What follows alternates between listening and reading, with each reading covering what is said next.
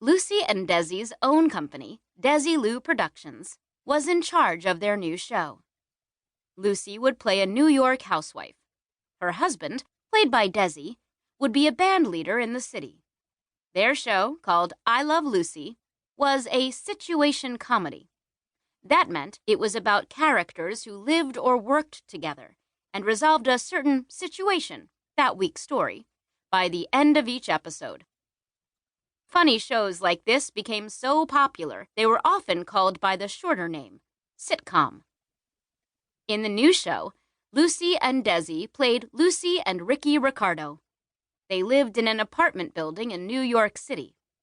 Their best friends were their neighbors, Fred and Ethel Mertz. Lucy Ricardo had dreams of being a star. She often tried to get herself into Ricky's nightclub shows. Many of the episodes had the two wives, Lucy and Ethel, competing against their husbands. Every episode showed Lucy getting herself into crazy situations that she often tried to resolve before her husband came home.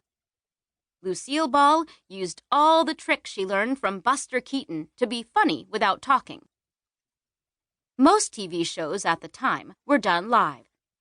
That meant people were watching the show at home as it was being performed in the studio. Viewers on the West Coast had to watch the program earlier because of the 3-hour time difference between the two coasts. But unlike other TV shows at the time, Lucy and Desi filmed their live shows the same way that movies were made. This is the reason that I Love Lucy can still be watched today. While they were working on the new show, Lucy was getting closer and closer to having her baby. Her daughter, Lucy Desiree Arnaz, was born on July 17, 1951. In honor of his new daughter, Desi wrote a song, "There's a Brand New Baby at Our House." Both Lucy and Desi went right back to work filming the show.